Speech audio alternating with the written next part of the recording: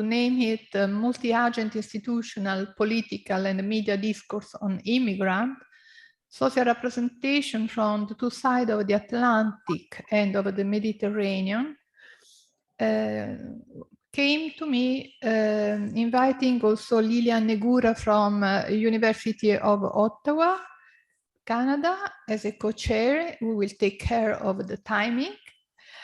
And Terry Mannarini, who is just here from University of Salento, as a discussant. Indeed, there are 15 co-authors of the 5 research-based presentation. And this idea to invite the colleague from Europe, it is me and other 3 members of my research team, Sara Tayeb, Martina Latini, Sara Proietti from Sapienza University of Rome.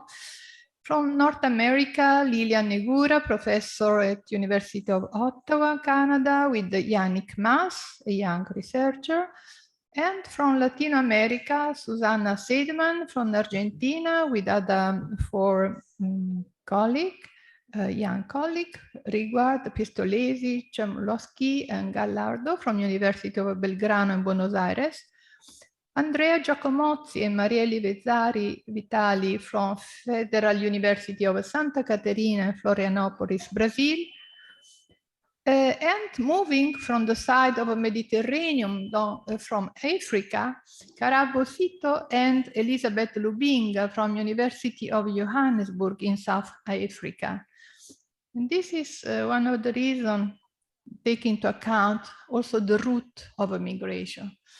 But let's start presenting the cover page of one of the book of Moscovici, indeed a book that has been published after his death, 5 years after his death in 2019, narrating the fertilization of his disciplinary nomadism by his existential experience as a refugee in France from his born country, Romania. I was really touched at this, and I understood the connection between his life, his sufferance, and his theory.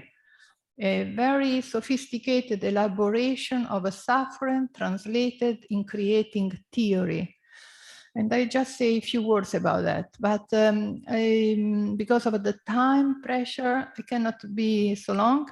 But I just select a few sentences. Mon style de recherche en était marqué par le fait que mon existence fut en long exil. Therefore, he moved from his experience as a refugee to the intellectual work, but not just because it was an opportunity.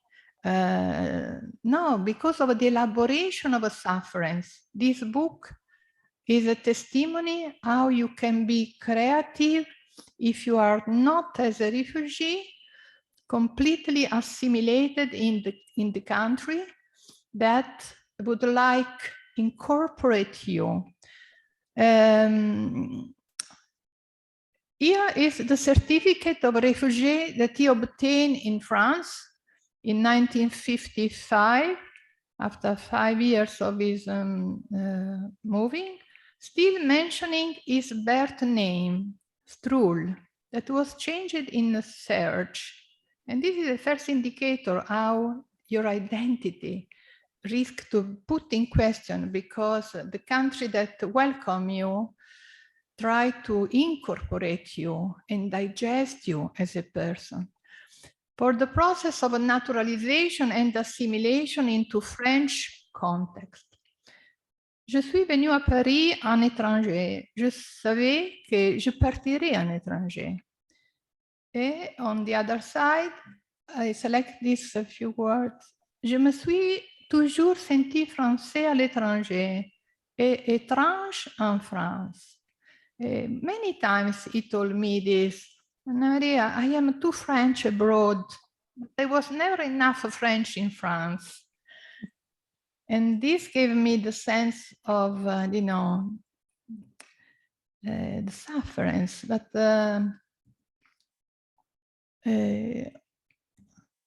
I have cut this night many of the slides Also because it's difficult for me just to read, so I comment, but I know that there is a Lilian who will take care, be severe with me. So Moscovici didn't get a Nobel Prize for this book. He was already died 5 years before. But in 2001, there was a Nobel Prize assigned to Gornay, giving a voice to his migratory experience and drama of a refugee. So this is a conversion of experience in narrative. But my question is, how many deaths and tragic life story of the unvoiced immigrant for one Nobel Prize, giving a voice to his own migratory experience? We have these images, no? When he died, this Kurdi, this child, the world was impressed. And so his dad gave a voice to him, not before. And you have many, many stories. These are people, not just number, not just a label as in the literature, and especially in the institutional political discourse, that it is part of the research that we are going to present in the first two contributions today. So you find a lot of research center work on migration. And of course, we need statistics, but at the end, the politicians use statistics and people disappear as human beings. They remain number. Or sometimes label. I choose this also to focus on the special position of the country. We are like peninsula in the Mediterranean, no? So Spain, in particular, Italy, which is surrounded of the Mediterranean, and Greece. And because of the Dublin Agreement at European level, the country of arrival have more responsibility. And one of the tension between, for example, Italy and European Union, and also from Spain and Greece, is to try to change this agreement to distribute and to have more synergy at European level and not at the national level. Anyway, the Mediterranean Sea became the symmetry of Europe. This was said also from the Francis Pope. Here you have a list of name and label that become a sort of a frozen category when we speak about immigrant. At the end, also in the scientific literature, often we say just immigrant. But indeed, from the legal status, they can be refugee, asylum seeker, migrant, stateless, immigrant, alien, newcomer, immigrant, foreign, undocumented, illegal, unauthorized, unaccompanied, especially for child, economic migrant, and there is also the figure of a smuggler, the people who exploit them. I was thinking about this use and misuse of some of this label and the specific terminology that are related to the legal status of the incoming migrant and how this can affect. For example, with the refugee, we have the idea that they are forced by the war, no condition. But if they are forced by economic reason, for example, or by violence in their own country, or because, for example, from Africa, you have also many countries with internal conflict between tribes and so on. So it's very difficult to be, to consider victim only refugee and not, for example, economic. Okay, but when we say immigrant, we have just a representation that for sure in Italy, we are continually exposed to those who arrive on boat without nothing. They probably have the cell phone because they need to remain in contact, but sometimes they have nothing else. And of course, if you think in terms of Canada, for example, how long I wait in the airport to pass, although I had a visa, invitation from university, the controls are very severe. But you will see from our research outcome how the discourse constructed in Canada at the different level, even at the institutional one, is very politically correctly inclusive. But this is driven by a strong economicistic view of the immigration as resources, but also part of the history of the country. But now Lilian should already stop me because I already take the freedom to comment too much. But this is just a slide that shows some crossing different route. And as I said, it is quite different to see people crossing a different route in this condition or to arrive on an airplane in the United States with an invitation as a high-skill worker invited, as I too was. So sometimes these people are even tortured along the way or died along the land or sea route. Allora, now just to say a few words about the composition of this symposium. This will be introduced by two presentations in which me and Lilian Negura from Canada will illustrate the some outcome of just one of the research line of this research program that has been approved in Canada and, as I will say in a few minutes, as a development of a large research program that I activated in 2017. This project, on the contrary, take into account Italian, European, and Canadian North American context in 2014-2020 is the time span. But we will have other presentation moving from the other side of the Atlantic and even from the north to the South America, so Latin America. In Argentina, a research presented by Susanna Seidman based on a newspaper analysis between 2016 and 2020 with the largest circulation in Argentina. And it will be followed by a study conducted in Brazil on 37 political speech of a Brazilian president, shifting in 2014-2021 from leftist to right-wing government. And finally, a study from South Africa presented by Karabo Sito and Elizabeth Lubinga from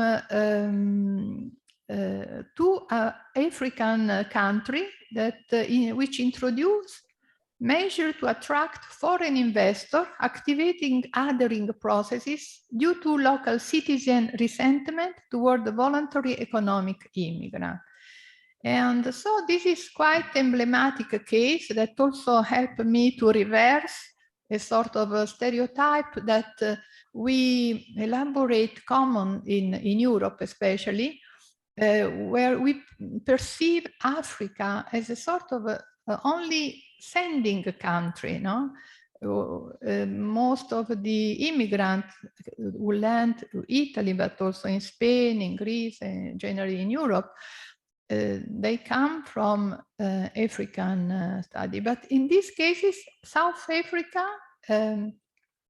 studies, research, as a look at two countries where, on the contrary, there is a problem of immigration. So this stereotypical hegemonic representation on Africa should be put in question from our side as European, but at the same time, the othering processes toward immigrant, although for the benefit or economic benefit apparently of African country, but probably from the perspective of a China investor, activated quite similar othering processes. I think that it is better to stop this introduction. Probably just a common feature is this the sources are from 2011 to 2020, 21 in case of one study. There was also included the period of COVID-19 that make the immigrant almost invisible in the media for a while. It seemed that they disappear, but was not really the case, but from the media discourse. And now, especially in Italy, because of a new election on next Sunday, it's the top of the media agenda. So I thank you very much, all the participants in the symposium, and Terry Manarini as a discussant that will animate the discussion based on the question of the participant, her own comment. And of course, I also thanks Lilian Negura, who will chair the session. And I should quickly move to the first presentation. Now, these are some bibliography related to the outcome of the research program for the reader who have this session. Oh, thank you. This session always very quick and fast, and in case they need to know more about the research, I think that it is a service to knowledge. Thank you so much. Excuse me, Anna Maria. Sí? Can I say some words? Sure. First of all, I would like to thank you, Anna Maria, for this beautiful tribute to the founding father of the theory of social representation, Serge Moscovici, and also for this comprehensive and generous introduction of our symposium. Maybe I will now assume a little bit my role as co-chair and moderator of this event.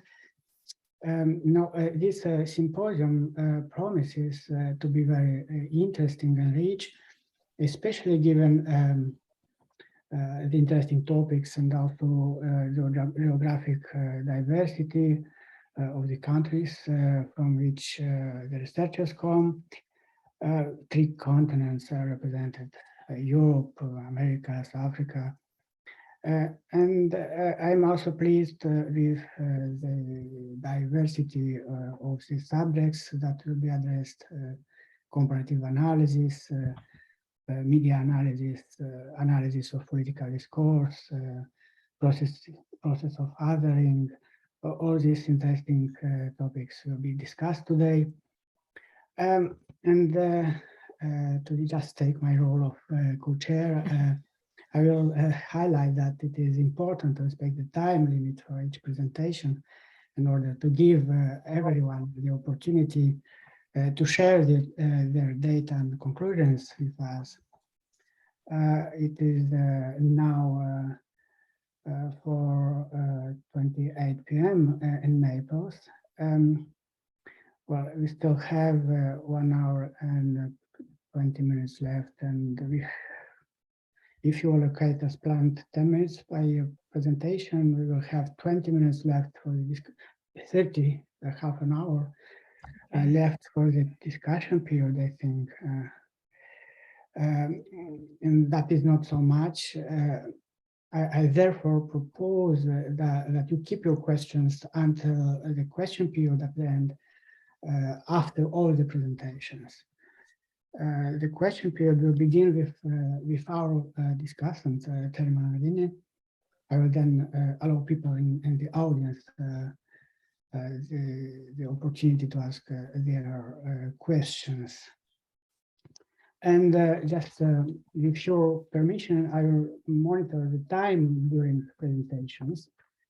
1 minute before the end of the time allotted for the presentation, I will show you this sheet of paper. I don't know if it is visible.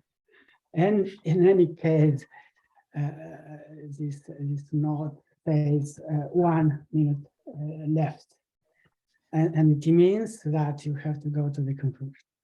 Well, after 10 minutes, I will let you know that your time is up. Well, now it will be my pleasure to give the floor over to Anna Maria De Rosa again to present her paper, co-authored with me, Sara Taib and Martina Latini, and entitled Multi-Voice and Multi-Identity Institutional Policy-Driven Discourses about Immigration Immigrants, multidimensional analysis comparing Canada and Italy from a transcontinental perspective. Thank you. Okay, thank you so much, Lilia. A research background for the first and also the second presentation that will be done by Lilia Negura is, let's say, coherently with the wider research program that I call Mother Research Program, because a mother research that has generated a development that was launched in 2017 and contextualized already beyond the national border. In this mother research, we study, for example, representation through discourse of a political leader like Trump and many other political leaders from Europe, from America, and you will see just the different research line of this research. So it was already because we believe in this echo of the communication in the media, through the media. So it is not important so much if you are in Italy or in America, if you share the same ideology. Of course, there are factors, but I have to not comment. So this is, I present you just the different research line of the mother research, which is much wider than the institutional and policy-driven discourse.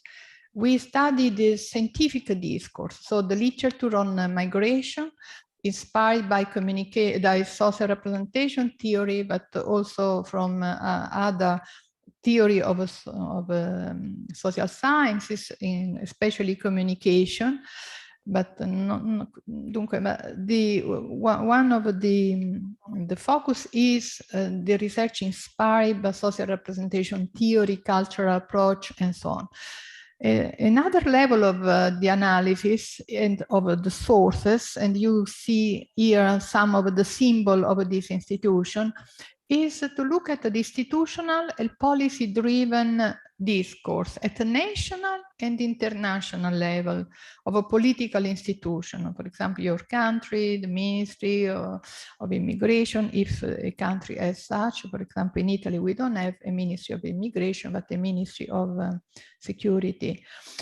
Poi some country has a regional let's say responsibility, other country has a federal responsibility. So these elements seem irrelevant, but are very important in studying this phenomenon. And also political leader, religious authority, association, and NGO, because are particularly interesting because they are really involved in an action for rescue rather than in the regulation of the phenomenon. Okay. Another level of the analysis is related to the discourse of a journalist in online newspaper and multimedia broadcast. So here you have only for Italy and the US, but indeed we have other sources from Canada, from Brazil, and other countries as well. But with Canada and with Brazil, we have developed also further bilateral projects. And finally, the discourse by, of course, these online journals are chosen according to the different ideological and political positioning, because this is one of the key variables that organize the discourse in our hypothesis, and indeed the outcome prove this. But also the discourse for and by the citizen, lay people in the social media, Twitter, Facebook, Instagram, and YouTube in particular. Now, moving to the interest of a comparative study, we have to take into account also in which way through push and pull factor, the dynamic of emigration and immigration as, in a certain sense, determined historically the destiny of the country. And we have in our study now that we are going to present on Canada and Italy, two emblematic countries from this transcontinental perspective in North America and Europe, with a very distinct history and root of immigration, emigration, both influencing and driven by the national identification with the host destination country. Just think at the root. No? As Lilian is going to present with the two beautiful maps in his presentation, you will find that in Canada, land is the main route for arrival. Italy, not so much in the history, because indeed, beside the indigenous of Aboriginal people, the 5 stage on immigrant to Canada from French settlement and British military personnel from the mid-Atlantic state and American arrived in Ontario between a century ago, including Scottish migrated to Cape Breton, Nova Scotia and Eastern Ontario. But now especially land is the main route, immigrant coming from US, but even more from South America and other countries through land. Italy, the sea is the main route.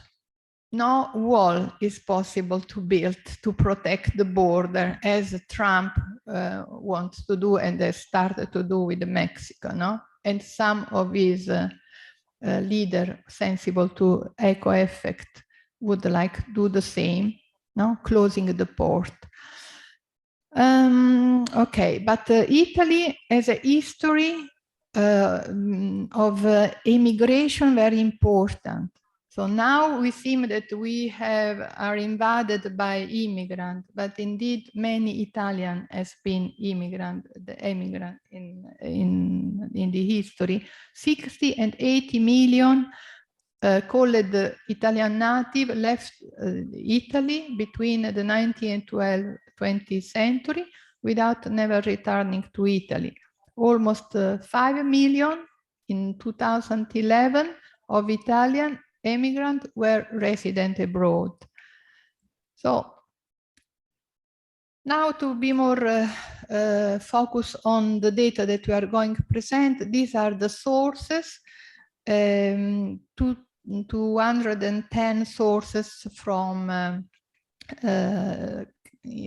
both Canada and Italy, equally distributed. Indeed, the Italian sources have been, also some of the Canadian sources have been extracted already from the data filled in our digital library, and that now include more than 10,000 documents only on immigration.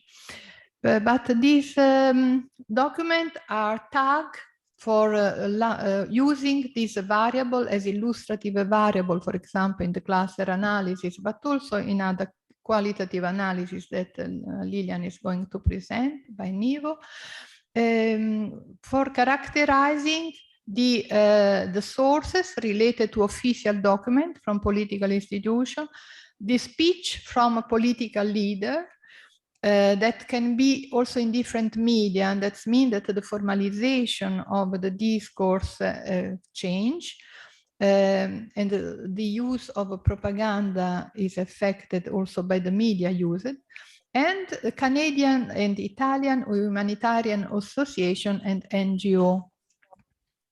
This is common to the first and second presentation, but in this presentation that I will try to speed as much as possible, I'm going to present some results that I have summarized this night to skip all the slides,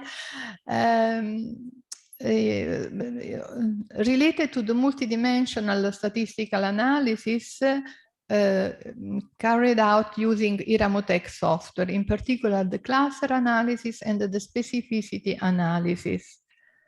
And Lilian is going to present immediately later a qualitative analysis supported by Nivo.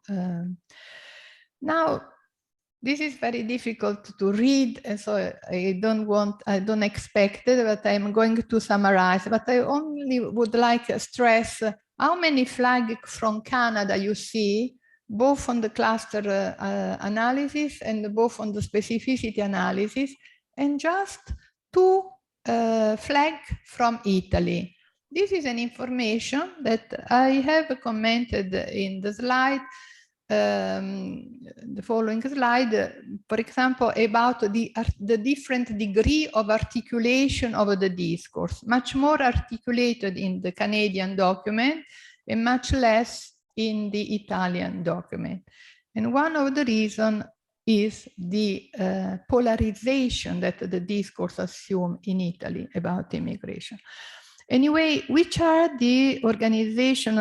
I had many slides that I've completely obscured, but I have summarized these different 6 classes from Canada in this way. One is related to national pride and welcoming immigrants as a constitutive part of the history of Canada.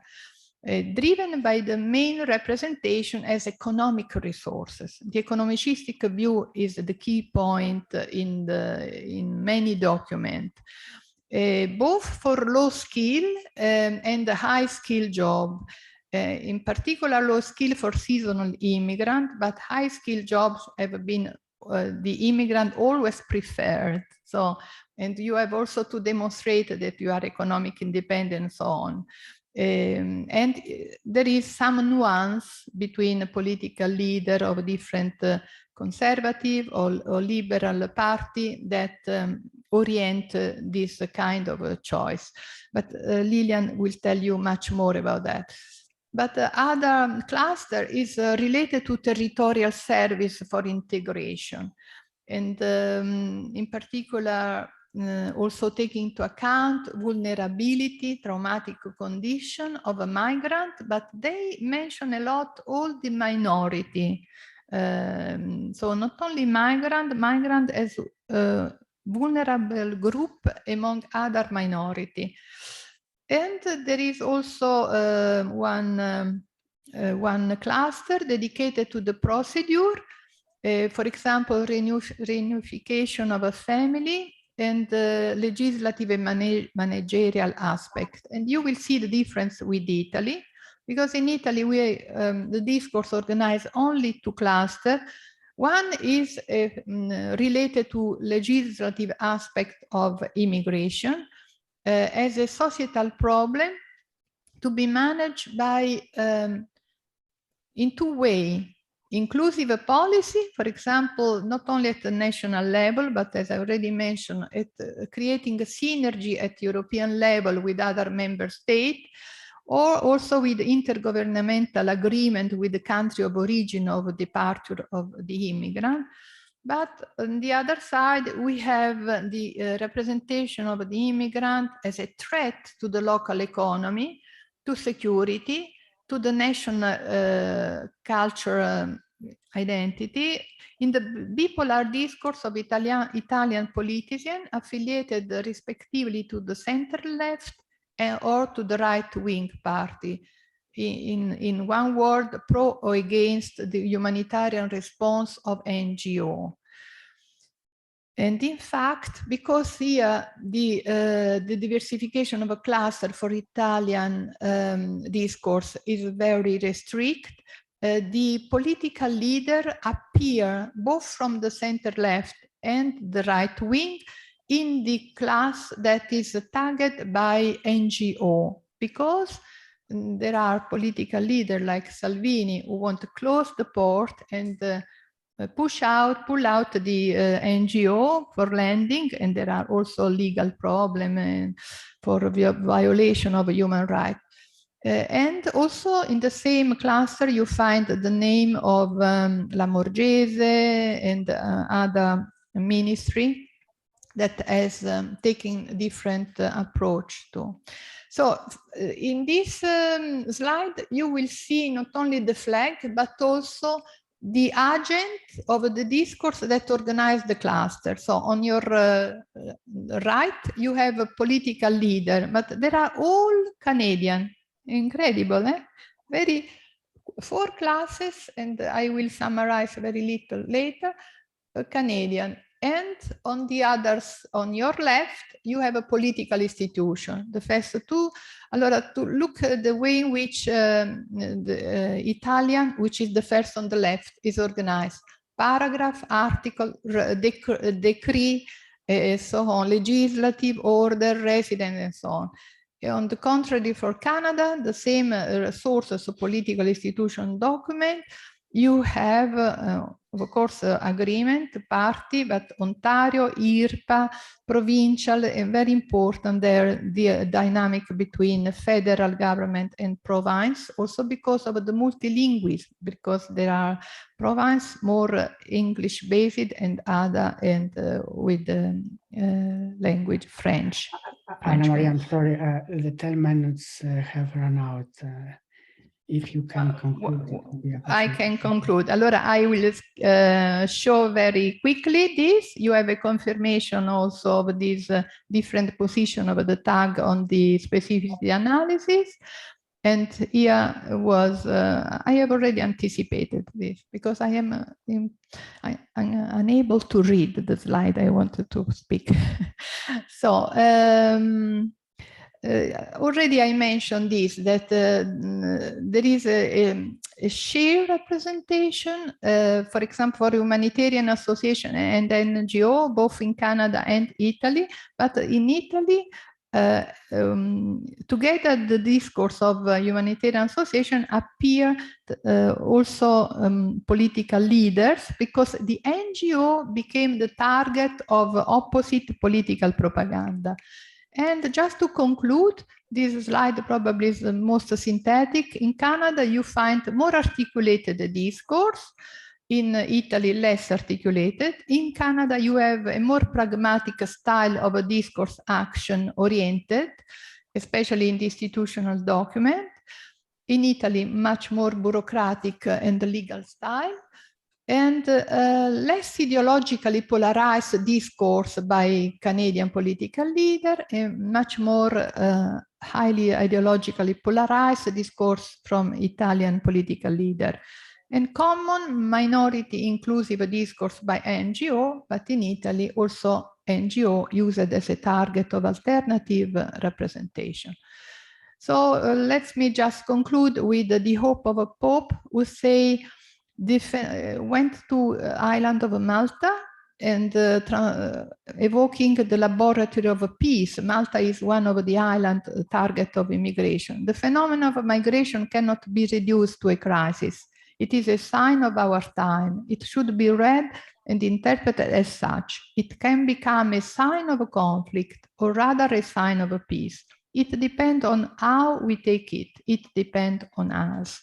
And this is the last images. We have a polarized view that we can summarize in the metaphor of walls and bridge. The bridge and all the discourse of the Pope is organized about create bridge and border. From the methodological point of view, it is quite interesting when you analyze the data, not be trapped by the word decontextualized by the semantic discourse, because you can find many times, for example, wall in the discourse of Pope, but it is just because a counter argument for the Trump. Thank you so much. And now we move to the presentation by Lilian. Ah, no, no. There is someone who has to take ticket for this evening for the Saccario.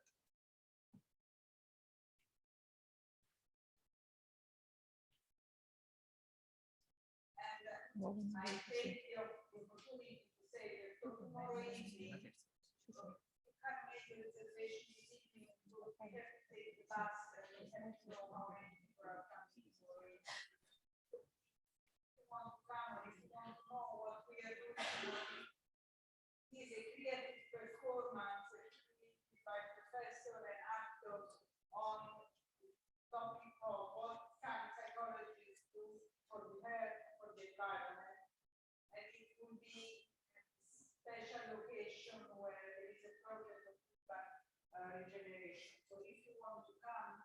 please go downstairs and subscribe yourself to the event.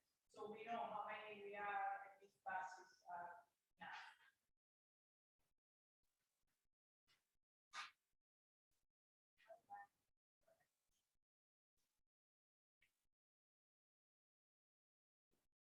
Lilian, it's your turn and you can manage your own presentation.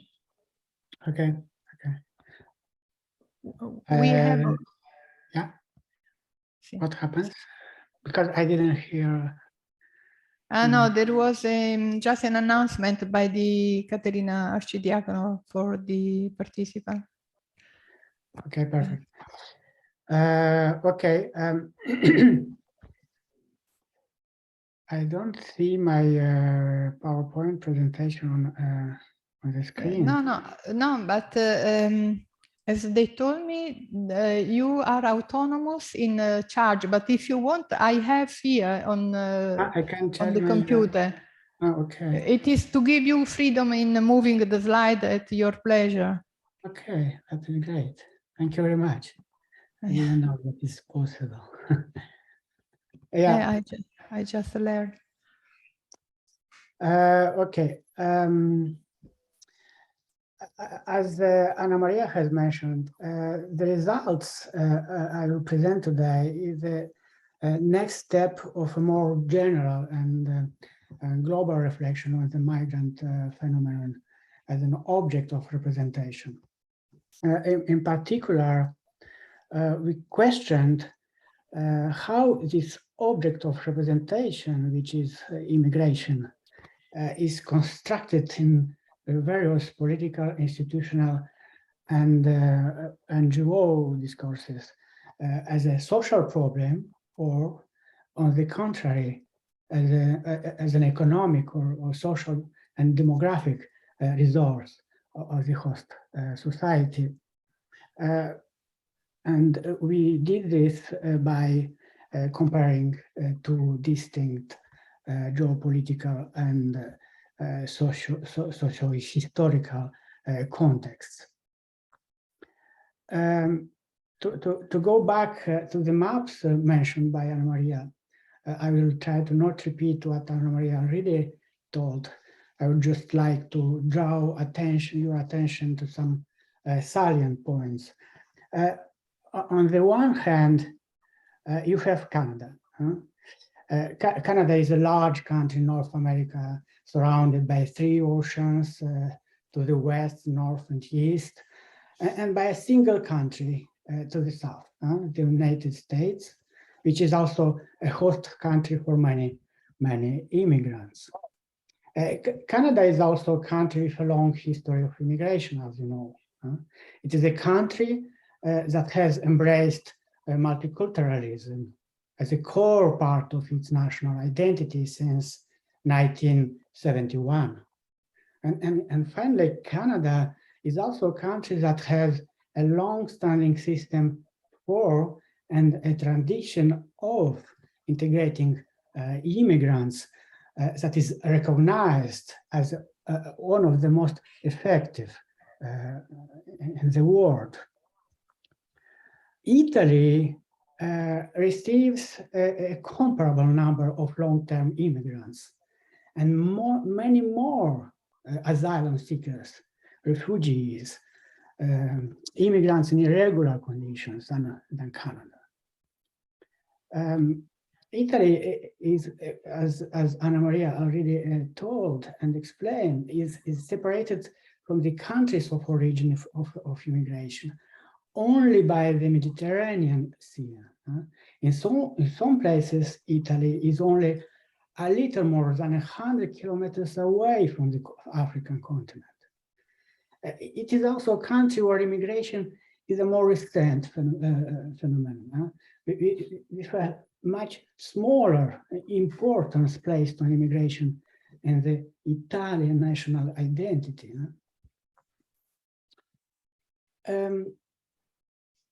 To answer our research question, we conducted an integrated content analysis of political, institutional, and NGO discourse in both countries using NVivo software.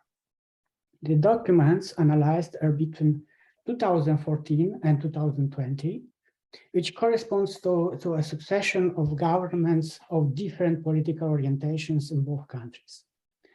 And what I must maybe point out is that the Italian data are still being analyzed, and that the results I am presenting today from Italy are just preliminary.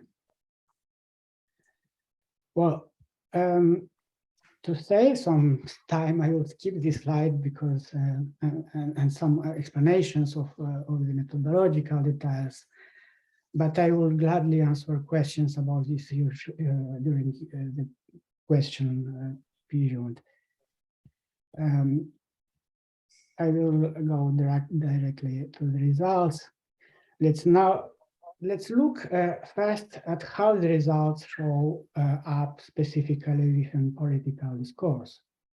Let's start with the Liberal Party of Canada, which is a large center-left party, currently in power in Canada since 2016. It is the economic contribution of immigrants that is a pillar of the liberal discourse on immigration.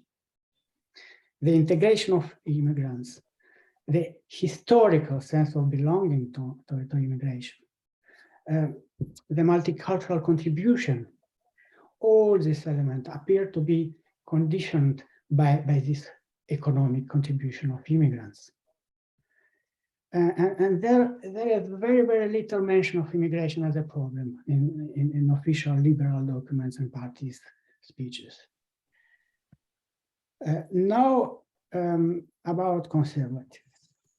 For the conservatives, which is a right-wing party that was in power in Canada between 2006 and 2015, for them, the emphasis on the economic contribution of immigrants is diminished a little bit by the security concerns associated with immigration.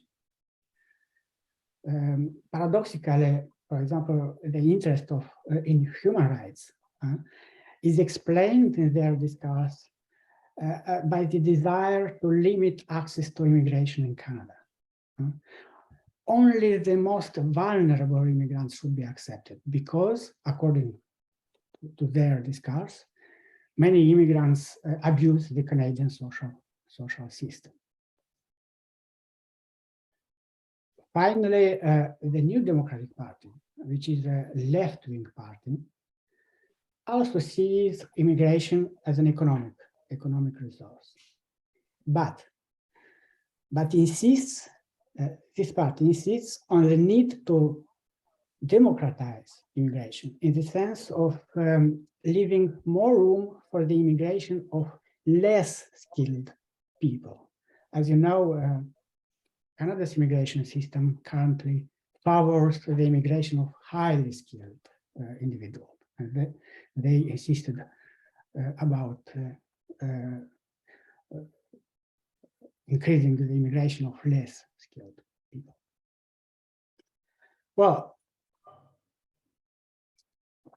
in this diagram, which has been prepared using NVivo concept map tool, we can observe the immigration is generally represented in political discourse in Canada as a resource, except maybe in the discourse of the conservatives, who are more ambivalent.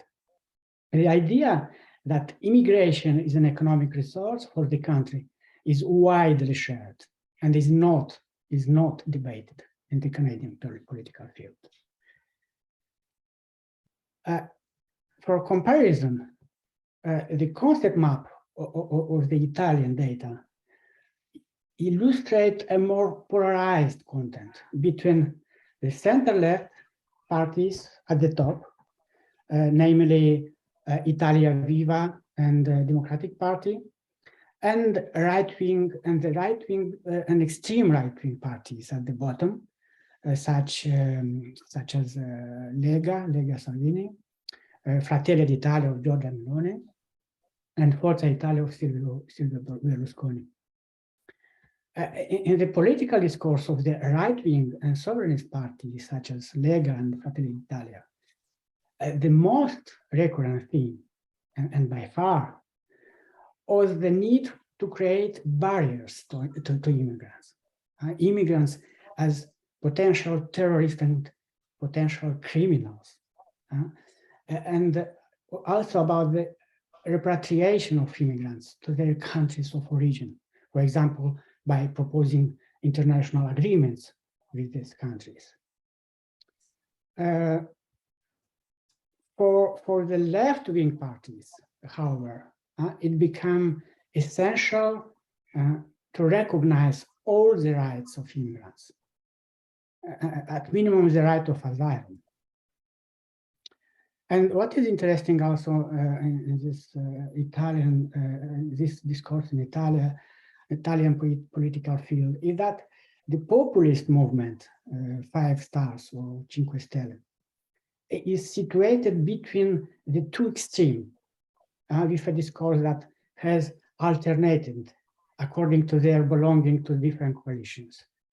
A discourse closer to the right, the period of the coalition with the Lega during the first Conte government, and closer to the left, the coalition with Democratic Party during the second Conte government. I don't have my, okay. In conclusion, I will do it quickly. But in conclusion, to return to the geopolitical and identity context of the two countries, in this context, it is interesting to point out the generally consensual and rather positive representation of immigration as an economic resource in Canada.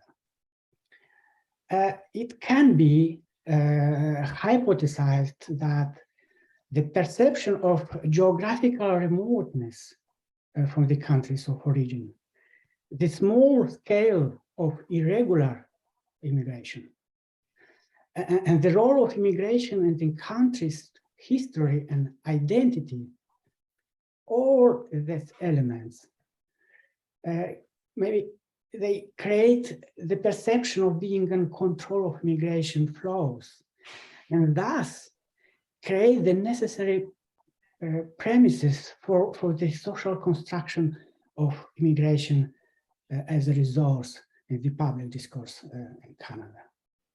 Now, I will finish with that, and maybe I can answer your questions during the question period. Thank you very much. Now maybe I will resume my role as Thank you, Lilian. Yeah, I invite Susana Sedman from the University of Belgrano in Argentina to present on behalf of her co-authors Gustavo Requera, Nahel Pistolesi, Laura Chmelevski, and Carolina Gallardo. Her paper entitled Migratory Movements and Discrimination in the Press in Argentina. Thank you, Lilian. Yes, thank you.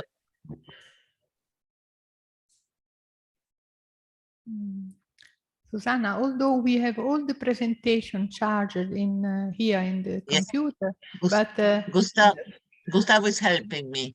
He's going to present. I didn't understand. Can you charge it? Yes, yes, yes. Okay, to be free. Okay, yes. Perfect. Yeah. So, I'm going to present the migratory movements and discriminations in the press in Argentina. Próxima. ¿Podés ampliar? Ahí está, la próxima. Argentina is a country historically made up of migratory currents originated from the colonizing Europe, Spain, in their encounter with the local indigenous population and subsequent migratory currents initiated in various European and Latin American countries.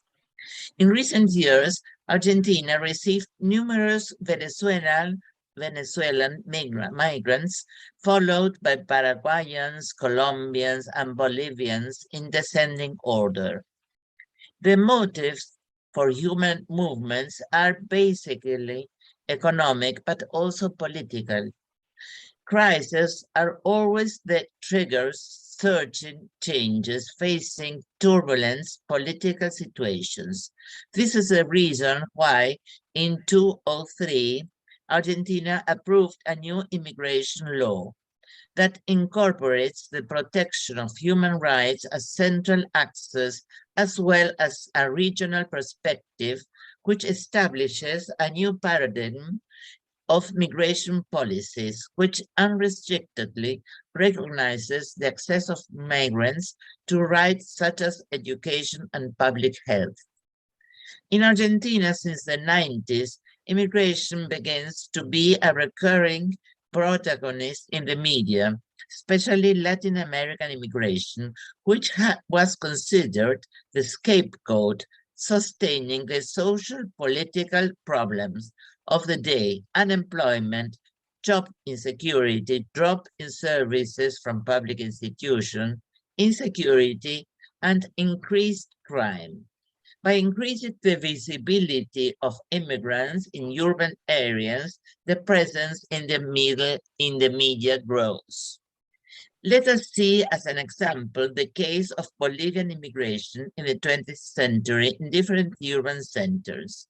It begins the construction of the other, this otherness process, as a result of the political problem of the citizens, as a direct cause of different political problems that afflict the natives. His expulsion appears then as a solution to them. This paper presents a work that aims to analyze the role of social representations on immigrants in the written press, in the production of identity based on the difference between natives and immigrants. Next. Next, próxima. Gustavo. Próxima. Próxima imagen. Ahí va. Specifically, the case of access to health of the Bolivian population in the province of Jujuy was addressed, given that it borders that neighboring country, and the way in which this situation was treated in the printed press and in digital media, given its national scope. For the approach of the news, we take the contribution of the theory of social representations to understand the webs of daily interaction through which people build meanings about themselves and others through communication. Social representations condense a set of meanings and reference systems that allow us to interpret what happens to us and categories that serve to classify and theorize about the phenomena that occur. Markova defines that the epistemology of social representations theory is dialogical, that is to say that it is constituted always from the subject-alter-object relationship. The production of meaning develops from the ego-alter interdependence. That is, all the representation implies a polyphony of voices and subjective positions, always in conflict and tension. Markova poses conceptions of the dynamics of thought, language, and social practices as interdependent social, cultural, and individual phenomena, which are co-constructed by means of tension and polarization of antinomies. We also approach the próxima, the consideration of the problem from the tradition of critical discourse analysis. Fairclough starts from the three-dimensional view of discourse. as a piece of text from which the linguistic analysis starts, an instance of discourse practice, analysis of production, distribution, and understanding of discourses, and an instance of social practice, analysis of the social cultural context of the discourse. Fairclough's proposal is dialectical. On the one hand, the social structure determines the discourse, and at the same time, the discourse is socially constitutive of the identities, relationships, and institutions that make up the social structure. For a critical analysis of the current discourses in the mass media, Fairclough defines that the relationship is characterized by the disjunction between the reader and the author, as opposed to face-to-face interactions of those in which they exchange statements. Thompson defined it as quasi-interaction. The public circulation of these texts allows for a plurality of recipients, which is why Fairclough defines them as cultural commodities. The facts constructed in the news are public facts, privately consumed as goods. Thus, public and private spaces are juxtaposed in the production and consumption of journalists' needs. In turn, it is proposed that the ideological position of the text are implicit.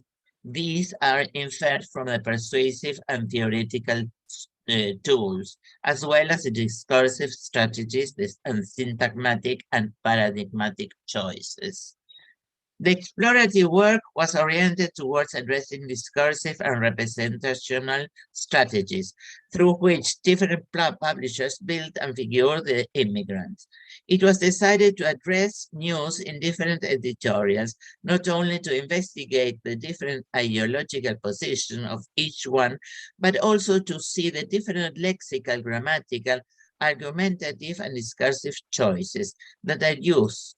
The construction of the figure of a non-permanent immigrant was arrived at like the problematic immigrant for the hegemonic press through 3 stages. In the first place, it can be said that based on the lexicalization process used to refer to it as swallow, migratory flow, transitory, precarious, temporary, and non-residents, these terms sought to differentiate between problematic immigrants from non-problematic ones, residents. Secondly, through the location of these immigrants in an agent role of material processes that denote movement between territory compared to the non-problematic ones who find themselves as agents of positively valued action.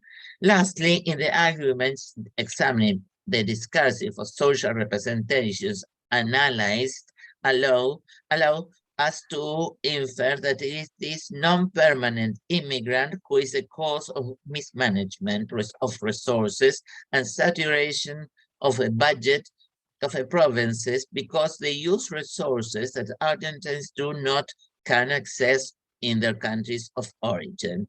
This is the basic consideration from the perspectives of the receiving society, that is the Argentinian population. Conversely, resident immigrants have the same rights as Argentine citizens because they actively contribute to our country. This evaluation is supported by the receiving population and notably emphasized by migrants who strongly support their identity of origin, such as the Bolivian community that lives in Charrúa Street in Buenos Aires. They have their own newspaper with their editors and a circulation of 10,000 copies, where they reinforce their identity of origin built through the web of significance of the migrant press that reinforces that we Bolivians, we the indigenous and original people, we citizens, thus validating the presence of multiple existing identities.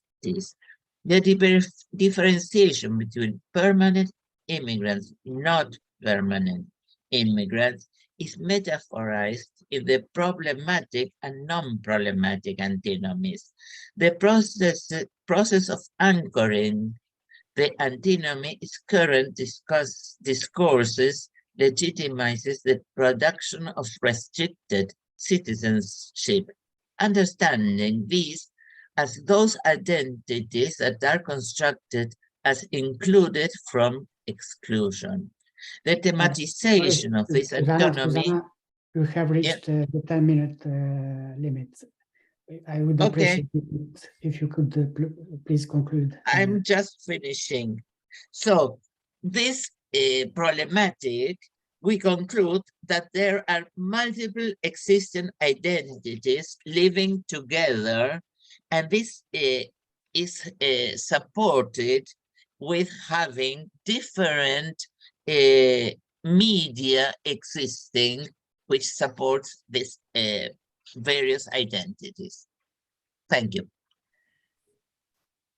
Thank you very much, Susanna. I now give the floor to Andrea Isabel Giacomozzi and Marielle Mezzari, from the Federal University of Santa Catarina in Brazil, who will present their paper entitled Immigration in the Political Speeches of Brazilian Presidents Dilma, Michel Temer, and Bolsonaro. Good morning, good morning. Thank you. Let me put my presentation here.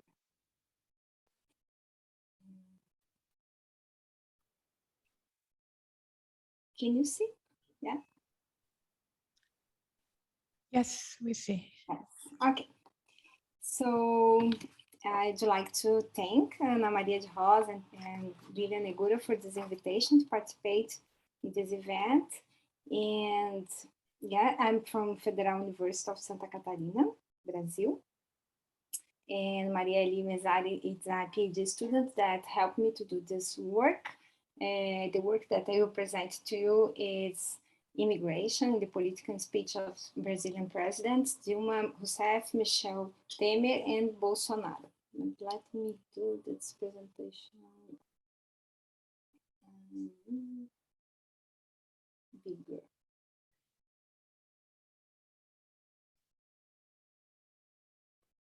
Here, now it's better.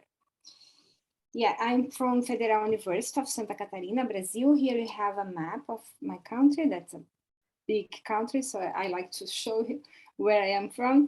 And I live here in south of Brazil. Is an island. My city, the name is Florianópolis, and it's the capital of the state of Santa Catarina. Here we have an aerial view of my city and some pictures. Well, Brazil, also as Argentina, is a country built around immigration. So it's estimated that between the years of 1870 and 1950, for instance, more than 4.5 million foreigners arrived in Brazil as immigrants. And in the last 10 years, more than 1 million were registered in the country, mainly from Venezuela, Paraguay, Bolivia, and Haiti, almost the same countries that Susanna said that are coming to Argentina. So also in 10 years, in the last 10 years, the increase in the number of Brazilians living in the country was 36%. So among the 5 countries with the most Brazilians are the United States, Portugal, Paraguay, United Kingdom, and Japan.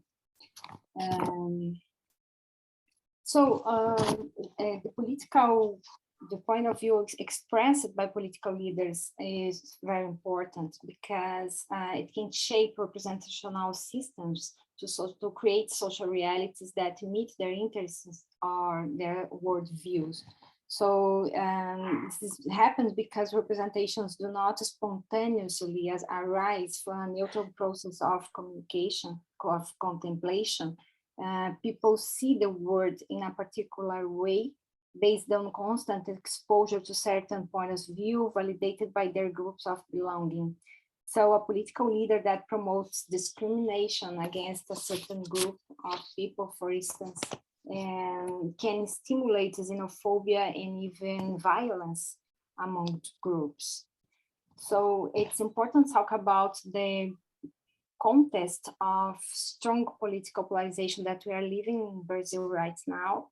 So since the June's Day in 2013 and the impeachment of Dilma Rousseff president in 2016, and especially the 2018 elections, we have entered in a strong process of political polarization.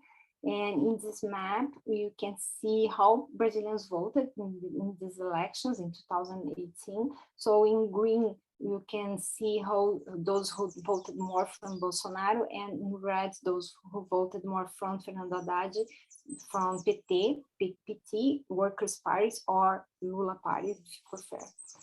So it's also important to say that in recent years, there has been a shift in the political group in power in Brazil. So the country has been ruled for 13 years from PT, that is a left party.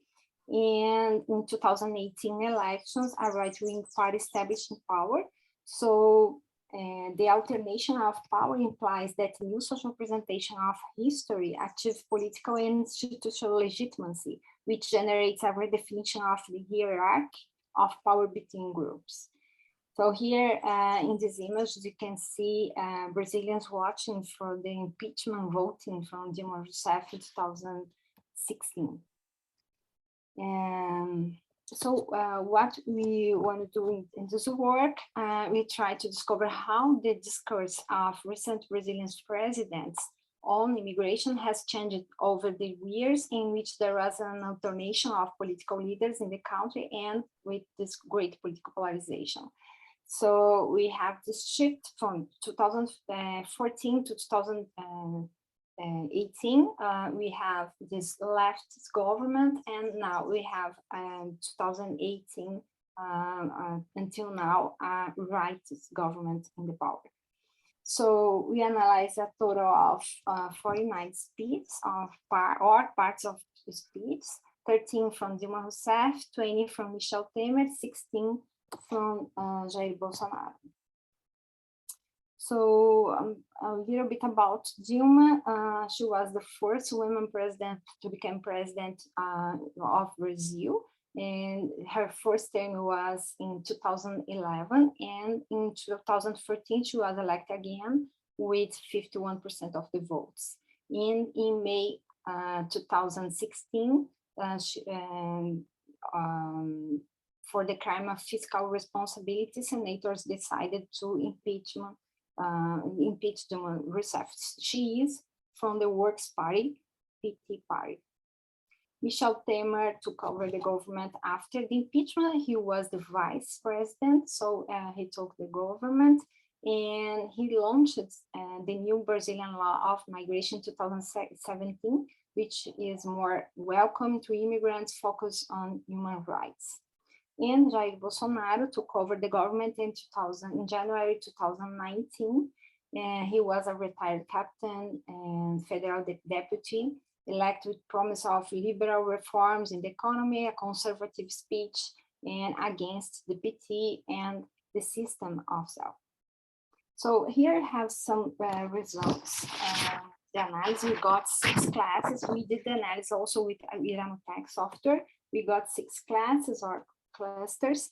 In class 4 is related with Bolsonaro's speech, and mostly did in 2019 on Twitter. So the excerpts involve speeches about immigrants into our homes as a kind of invasion, and it's associated with the words who, will, and will, to question who are these people who will enter in Brazil or in our homes.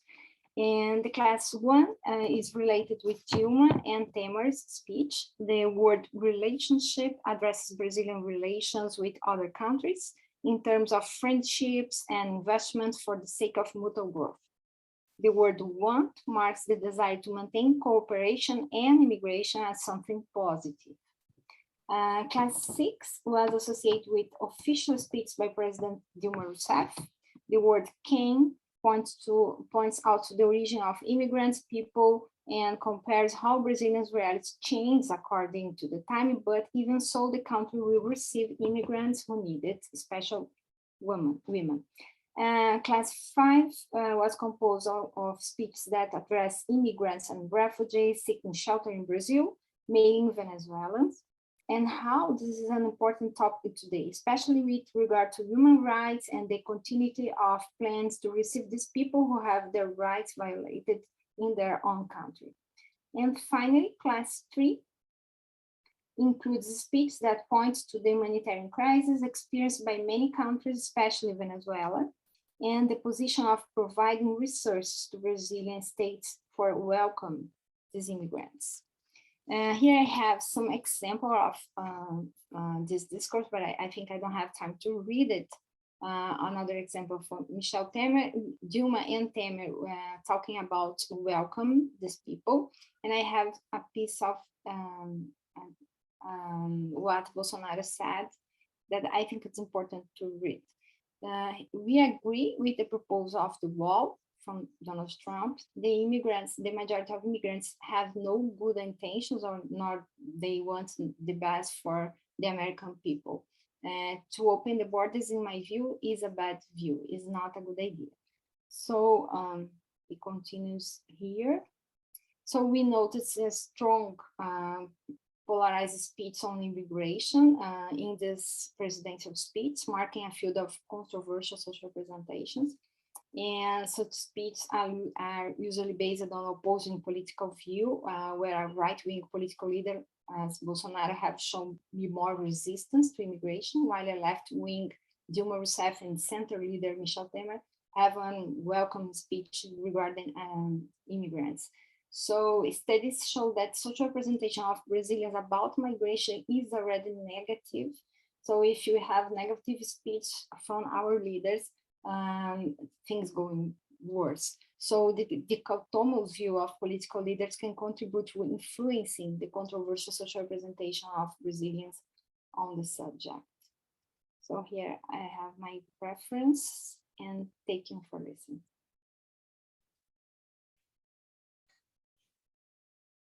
Thank you, Andrea. Thank you, Andrea.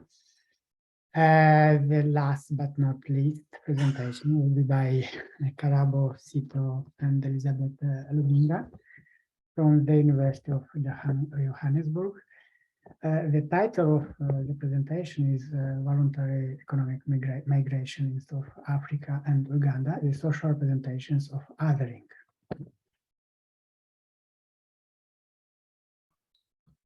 Good afternoon. Thank you very much. I am Carabo Sito, and I'm with my colleague Elizabeth Lubinga. And we did a compilation of two studies looking at very similar issues around migration on the continent and the process of othering. Okay. So the African continent is often represented, as Anna Maria mentioned in the opening, as a sender of migrants to the global north. And we've seen the images of migrants crossing the Mediterranean from Africa, trying to make the journey, and media headlines around that. However, when we look at the global issues of migration in terms of the numbers, it's only about an average of 3.3% of the world population which has actually migrated. And that has stayed in place for a number of decades now, since the 1960s. On the African continent, South Africa is the largest host, or is the host of the largest number of immigrants on the continent. We host an estimated amount of 2.9 million migrants, which is the largest number of immigrants on the continent. And then globally, Uganda hosts the third largest number of refugees, which is right behind Turkey and Colombia. So they host about 1.5 million refugees. And so the process of migration is a deeply social process, of course, that involves decisions made by collectives.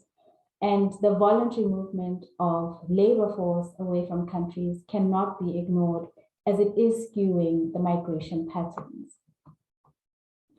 So countries use their authority to develop governance and regulations that manage the movement of people in and out of their respective countries.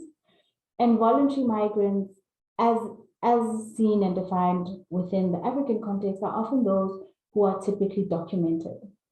And in a bid to remain globally competitive, some individuals have enjoyed the privilege of their documentation being fast-tracked and being given certain privileges from government regulations. So in this presentation, we evaluate South Africa and Uganda that introduced special measures specifically meant to attract foreign critical skills as well as investors, so economically driven motivations. And it acknowledges that other migrants, we also acknowledge that the migrants do include undocumented ones. However, the focus of this presentation is on voluntary economic migration of people who move for economic purposes specifically. So we'll each present each side. That was just the opening. So in South Africa, the government in 2014 introduced the critical skills visa in an effort to try and address the skills shortage in South Africa. And so the leading source of countries, according to our statistics authority, are Africa, the UK, and then the remainder of Europe. Hello, everyone. The Ugandan situation is that in 1991, the government introduced an investment code. The intention was to grow the economy, but this investment code has specifically targeted Chinese investors in a bid to try and create an industrial economy within the Ugandan context. So in terms of the methodologies, the South African study was part of a broader study, and part of it included in-depth interviews with 11 voluntary migrants living in Johannesburg and Cape Town, respectively, which are the two most populous cities in South Africa for voluntary economic migrants. And there were participants from the South African development economy, so the Southern African cluster, North America, the Caribbean, Europe, UK, East Africa, as well as West Africa.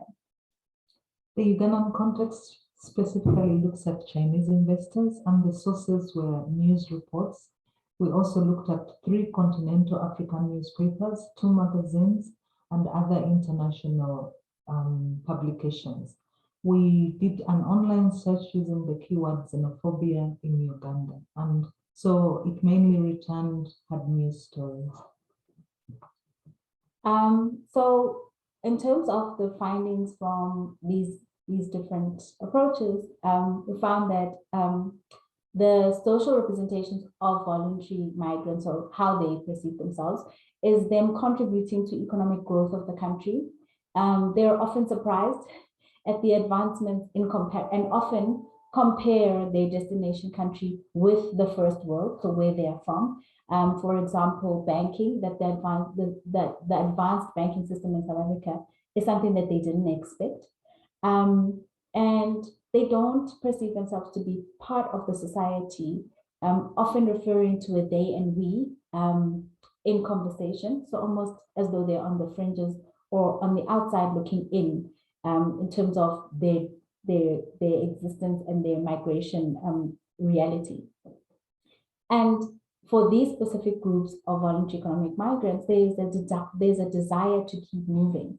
They know that they have critical skills that are globally attractive and that they have a number of options. And so they're not committed to one place, and their migratory patterns are not southwest, but are rather mixed and unpredictable. In terms of the Ugandan situation, the Chinese investors have been positioned as victims of the system.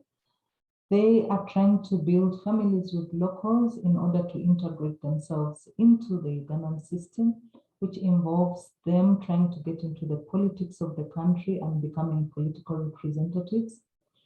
However, they have become victims of growing citizen resentment because they are still viewed as foreign nationals who should not be entitled to these opportunities. and they are socially represented as being favored at the cost of ignoring citizens because they are receiving economic assistance from the government, which Ugandans are not having privilege to. So from the citizens' perspective, in terms of their view of these voluntary migrants, in South Africa, the voluntary migrants are considered as being privileged above citizens because there are certain conditions that enable and fast track their living conditions here. There is little distinction among citizens between documented and undocumented migrants in their attitudes, except at a racial level, where white migrants are seen slightly more differently to African or brown migrants. And then there is also the representation of these individuals as taking away jobs from local skilled citizens, that there are enough skilled citizens. Why should there be preference for outside individuals who have those skills? And then they're perceived as being arrogant and not wanting to integrate into the local society and into the local setting. The situation is not too different from what is happening in Uganda, with the Chinese being viewed as thieving villains that bribe officials in order to get opportunities that Ugandans are not getting, such as road construction and other big projects, and that they are taking up opportunities. And Ugandans are rejecting mixed children who are Sino-Ugandans, and they are perceived as being favored over Ugandan citizens because they are protected. Their industrial parks are given protection, and they are also perceived as being racist towards their employees. So what are some of the consequences then of voluntary migrant in developing countries? Having a look at these two contexts, is that developing countries, as with developed ones, have needs for skills and for critical skills and investment of foreign nationals. And whilst migration is overrepresented in the media as being global south and into global north, it does skew the discussion then on the realities of migration on the continent. And while the intentions of government policymakers, voluntary migrants, and destination country societies don't always align, it causes a schism as well as processes of othering between migrants and citizens. Thank you, Lillian, noted. And so the social representations of migration challenges globally are universal and not uniquely a global north challenge. And so it does require a more layered approach to understanding some of these processes across the globe. Thank you. Thank you very much. Now I would like to turn the floor over to Professor Terry Manarini from the University of Salerno to start the discussion. Thank you, Terry. And thank you to all the wonderful presenters. Listening to you has been a very informative and thought-provoking experience, and I'm looking forward for the discussion. Terry, are you here?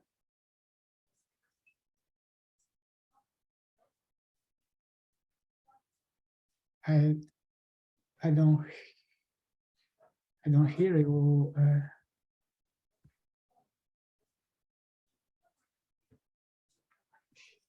Anna Maria, can you help me? Hey, can you hear me now? Yeah. Yeah, okay. Well, thank you. I have to thank you, Anna Maria, for inviting me to comment on your research. And I want to thank you, all of you presenting your data. I'm really impressed by the amount of data that you've been presented, and I feel a little bit overwhelmed. Well, I believe that, taken together, your studies offer an international pre-pandemic and pandemic picture of the social representation of migrants in political, media, and institutional discourse. Anna Maria, in her the opening, their introduction, stated that migrants were made invisible by the spreading of coronavirus, and this is certainly true, since they were for a moment erased from the public discourse. Yet, in a different way, I think that migrants became more visible. We know that in many countries, the pandemic exacerbated xenophobia and racism. And in Italy, we had also some populist leader connecting the arrival of migrants by boat with the spread of the virus. Anyway, the attitudes of the population and the public opinion and the discourses towards immigration have become a significant social issue way before the pandemic. It's an issue that influences policies, and basically it shapes the environment, a hostile or benevolent environment for people coming, for foreign people, and for migrants. I think that the research we've been discussing this symposium shows at least 3 points. The first point is that context matters, national culture matters, and maybe this is platitude, but what I want to say is that we've seen different social representation, both in content and I believe also in structure. And the Canadian-Italian comparison was to me especially intriguing because it clearly shows a difference in the complexity of the representations. We have basically an articulated, diversified narrative in the Canadian context versus a simplified, polarized narrative in Italy, but also in the other countries, as far as I can see. And I may suggest, just based on my ongoing research with my colleague Sergio Salvatore, who's not here, that the simplification that we see in some narratives, and by simplification I mean the reduction of a social object such as migrants to very few basic polarized aspects, can be read as an effort to manage the uncertainty that is brought about by migrants and their diversity. The working hypothesis we are testing with our research is that the more people are exposed to uncertainty, the more this exposure destabilizes the established meanings. And the more people try to restore the meaning, to make sense of what's happening, to make sense of something that is new, unknown, or threatening, when they try to restore this meaning, this occurs at the expense of complexity. And why is that? Is because the disruption of meanings basically activate affective responses, affective reactions. Thinking driven by affects is very basic. It works through very few generalized and polarized dimensions. Now, the friend-foe polarization is typical of the affective responses. And listening to your results, I was also wondering whether this difference between complex and simplified representations may be linked also to how national cultures deal with uncertainty. You may recall the Hofstede dimensions of national cultures. One of these dimensions is uncertainty avoidance. And for example, if we look at the countries involved in this symposium, we see that Canada and South Africa are the more uncertainty accepting countries, while Italy, Brazil, and even more Argentina are much less accepting of uncertainty. And I think we all agree that migrants and diversity are a source of uncertainty in present time. The second point is about the social and political positioning of social actors. It seems that people with progressive political orientation are much more in favor of migrants, more accepting than conservatives. We've clearly seen this shift in the Brazilian political discourse, but also in the differences between liberals and conservatives in the overall welcome in Canada. So it seems to be a constant. And definitely the populist and the far right political discourse emphasize issue of security, of threat. We see that all over the world.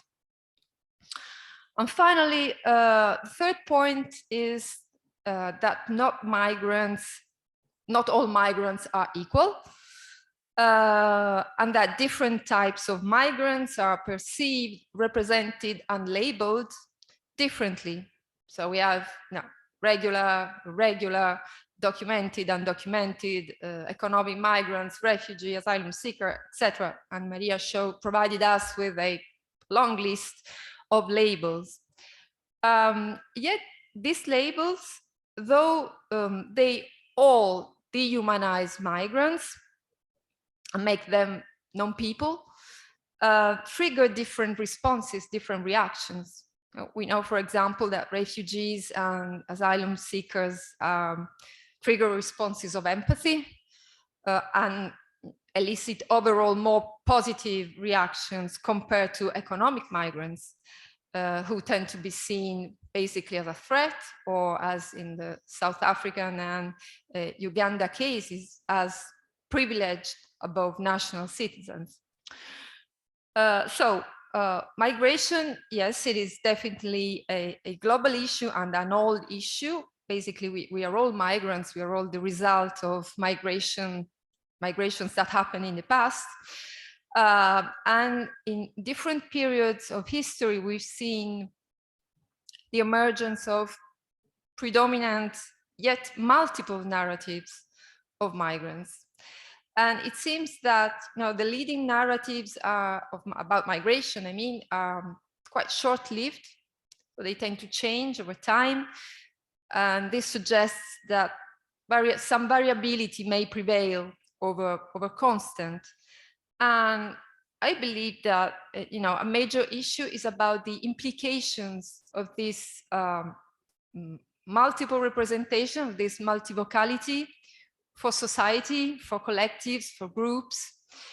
And also, and this is a question I do care as a social community psychologist, is about what do these social representation serve for? What is the purpose? We know that social representations are real because people behave accordingly. So what are these social representations for? Which collectives are concerned?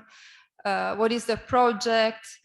I think that research on social representations that goes beyond the semantic description, beyond the contents of the social representations, and addresses the goals and the functions of these social representations, would really be a major contribution to our understanding of how society responds, evolves. And so as community psychologists, what can we do to prevent or to promote, prevent hostility and promote acceptation of migrants and diversity?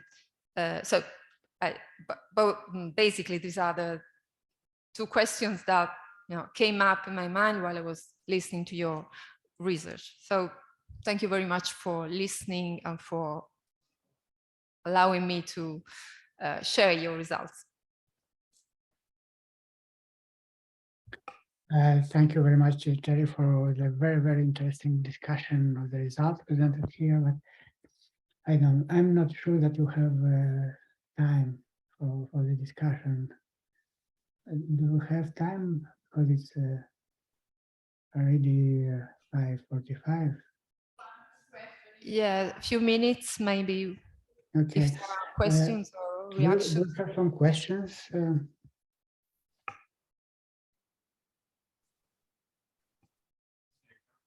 Yes.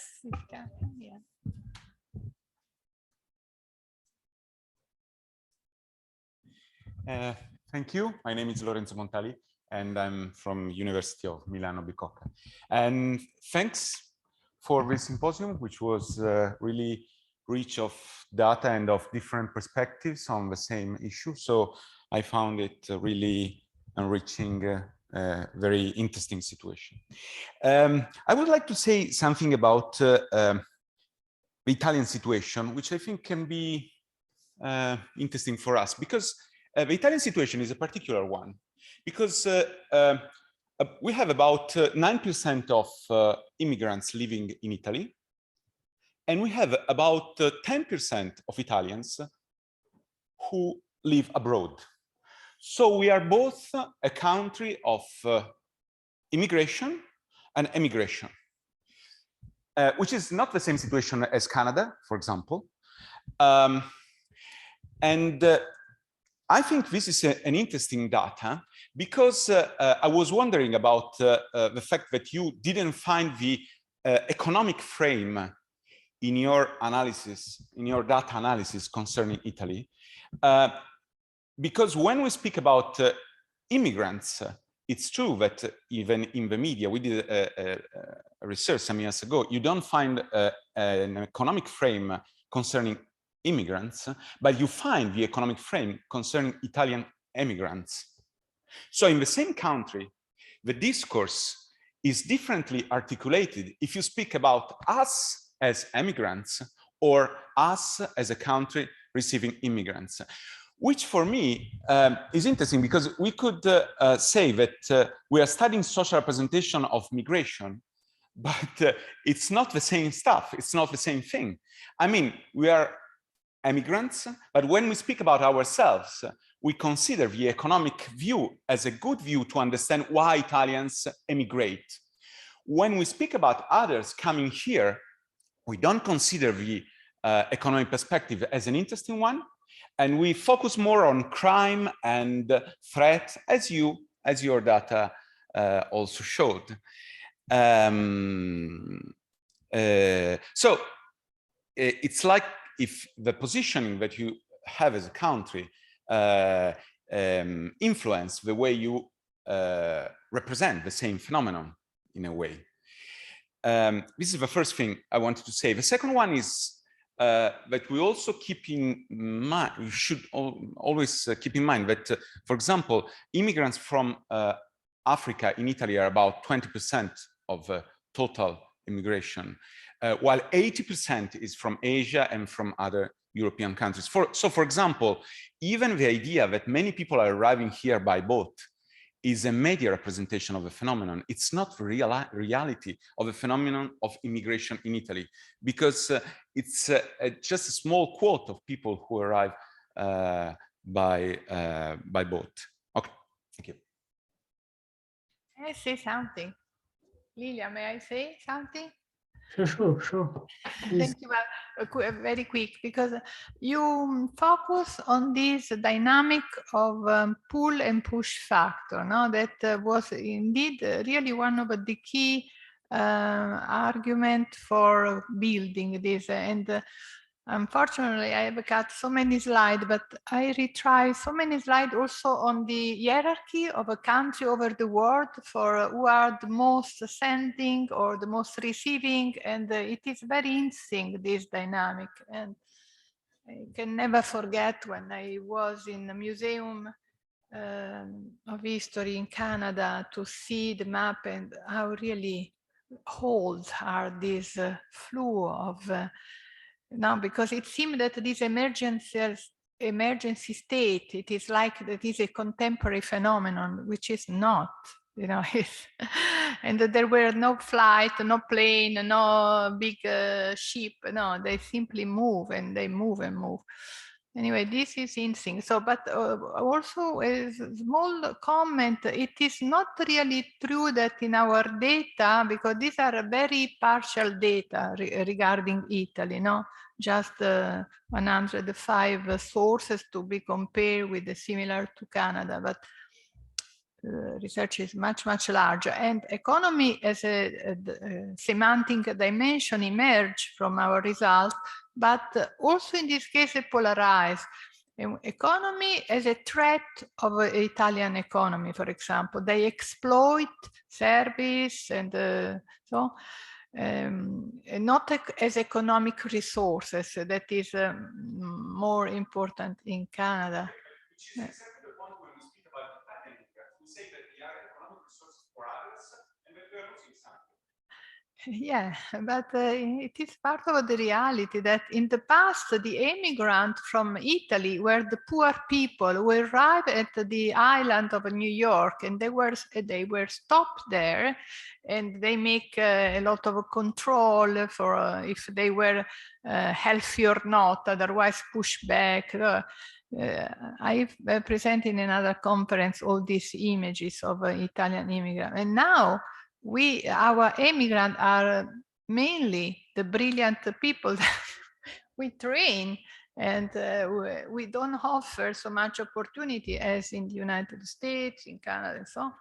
And in fact, in the Canadian data, among migrants, because also there is a connotation, no? If you say immigrant, there is this is the invader. If you say only migrant, it's much more neutral in terms of emotional connotation. And in the Canadian data appears student. Student is a big target for attract. So what you say, it is important because we speak sometimes about immigration having a certain stereotype and not the complexity of phenomena. Can I intervene? Also, I have the impression also that this dynamic, the difference between social representation of Italians and as immigrants and social representation of others is a process of othering in a certain sense, because others can be like us, we are better. And what I found also interesting is that in Italy, social immigration is represented as a problem. And what is interesting is the solutions proposed to fix this problem. And you can see that on the left, the solution is the integration of immigrants, but particularly through the schooling of the second generation, but less to structural integration. By structural integration, I mean it is the acquisition of rights and status within the core institutions of the receiving society, such as employment, housing, education, political, citizenship rights, etc. And at the right wing parties, they see rather the solution rather in deportation and repatriation. And what in Canada, what is interesting to observe is that a balance has been struck between the needs of the receiving society in terms of economic and demographic development and the contribution of immigration to meeting those needs.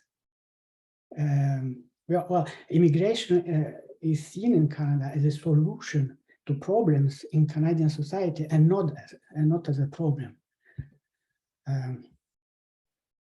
But we should not be under any illusions, because studies, I think about a study by Julie Drollet, have shown that social integration of immigrants does not always work well in Canada.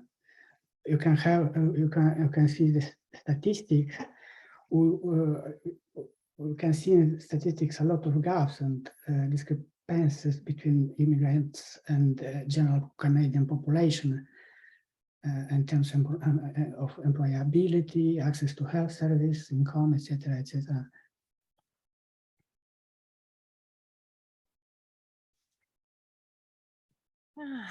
And do you have a question? Another question, maybe? Yeah. Do you have time for another question?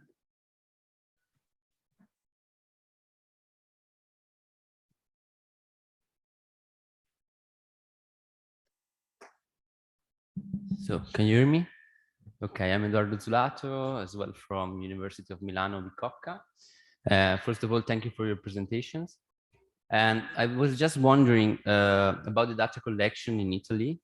You have a really wide database, and I was wondering whether you plan to keep going in monitoring the data, especially because I was wondering about what's happening next, especially in Europe right now with the war in Ukraine. Yeah. We are facing new, basically also maybe not new, but strengthened. We have stronger immigration movements towards Europe. So I was wondering, what do you think about how is this going to influence the current representation? Might this phenomenon complexify the simple representation you found in Italy about migration, and maybe instead finding an othering process, we will find also an inclusion process? So this is basically my question. May I say something? Because you touch a point that was just when I sent the abstract for the proposition of the symposium, there was just 1 month that was the problem in Ukraine. Was in March and in February, March. And so I didn't resist to this element of actuality to mention that this crisis of refugee become as it was, for example, when we have seen the American retire from Afghanistan, no? We have seen all this scene. But also the immigrant in this sense. Imagine, for example, now the position of Poland that has been until before the crisis of Ukraine very close to immigration, no? Almost like Orban, but this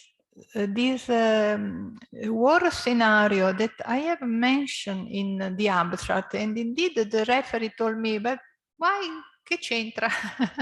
Why? And indeed I prefer to leave also in the second version I sent, because we don't have the perception of the complexity of what means this movement of a human being from a country to another. Most of the soldiers in Ukraine are not necessarily from Russia, but they keep from other country. And there is also, before we had this symposium on peace and military, no? That is not in the agenda. Peace, yes, but militarism not in the agenda of community psychology as they expected. But there are the force. The force are not only economic force, there are also military force. And if now we move from an emergency related to health to an emergency related to war conflict that are always, in the agenda, and the history teach us that we cannot consider the stability of, a decade of peace in Europe as a guarantee for forever. Unfortunately, not. With the menace of nuclear war and this new recomposition of a geopolitical agreement, a coalition in the world between East, Western society, Asian. So this is not an irrelevant comment that you have made. And about your comment, very interesting, but okay, all this data, all this research, but what we can learn from this?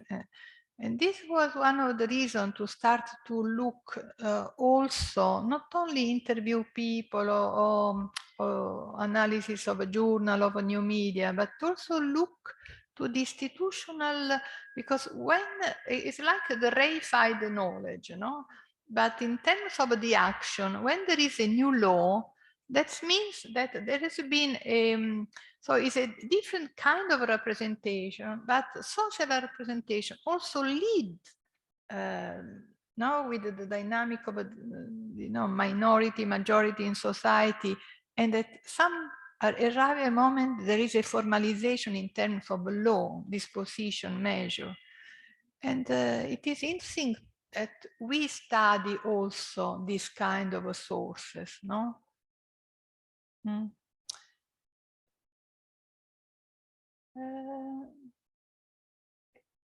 Yeah,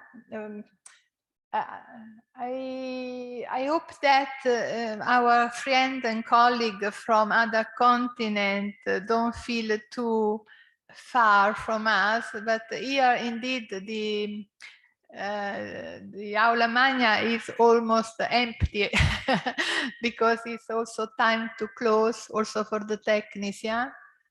And so I think that we have just to start a common path, and we will have, I hope, future occasion to meet and to discuss. Thank you so much to everybody, to you. And Lilian for his uncomfortable role that I would never taken for me. And all the participants that are connected in time, and thank you so much. Thank you, Anna Maria. Thank you, everyone. Thank you. Bye.